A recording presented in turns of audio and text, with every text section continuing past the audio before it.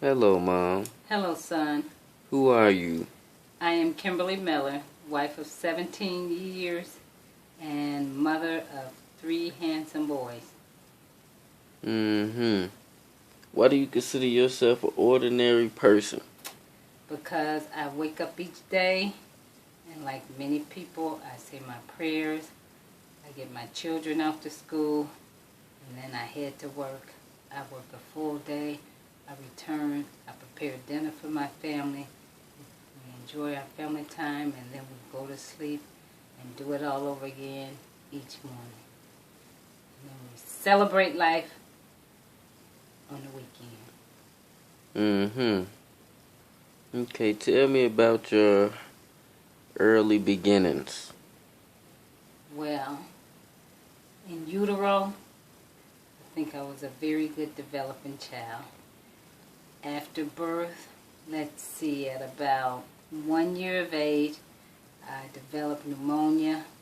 I was hospitalized at Children's Memorial. Yes, that was almost 50 years ago, where I almost died from pneumonia. I was kept on a block of ice for almost 2 weeks with them trying to break my fever.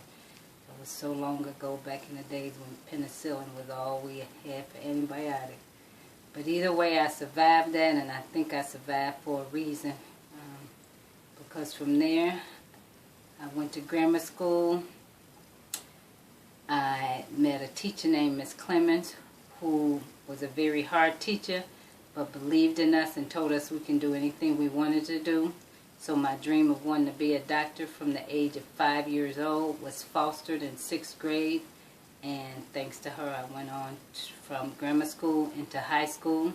I entered into the licensed practical nurse program, the LPN program in high school. And by the time I graduated, I was actually a licensed nurse.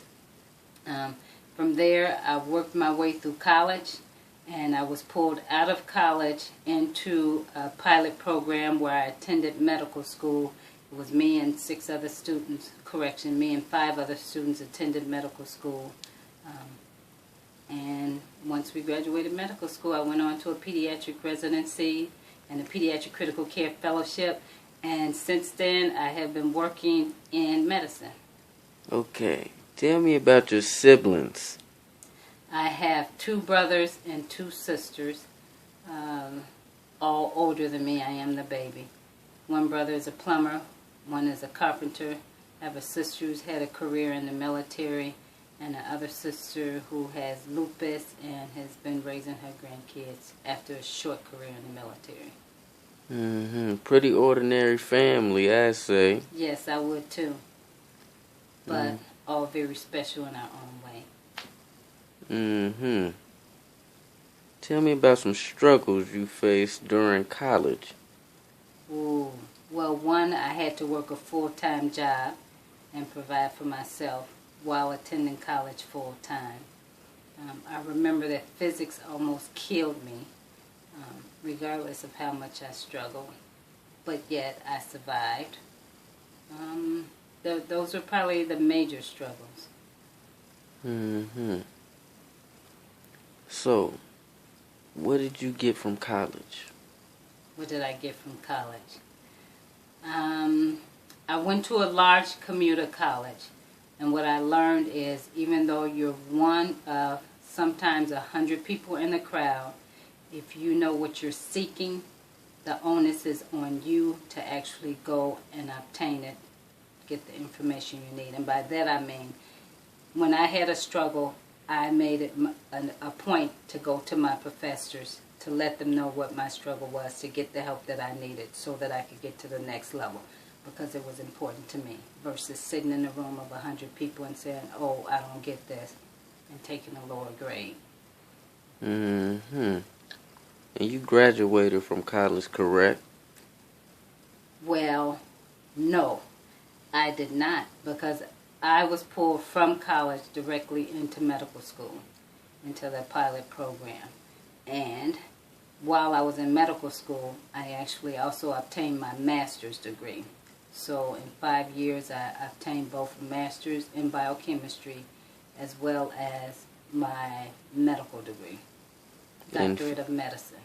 In 5 years, that's how long it takes most people to get their undergraduate. I did 4 years in undergraduate and then went, well, not quite 4, almost 4 years, and then went for it. Hmm. Since then, you had a few kids, got married.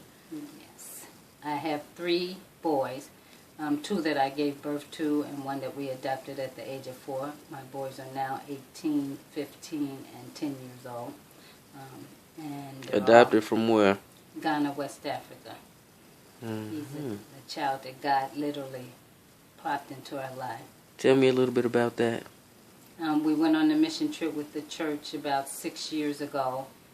We were doing health care for adults and at an orphan for children. And during that time at the orphanage, this little boy just would not go away. And God put it on my heart that I should bring him home to be raised in the United States. He does have a family in Ghana, but because his mom died at birth and he was part of a multiple pregnancy, the prayer camp that his family lived at, he was not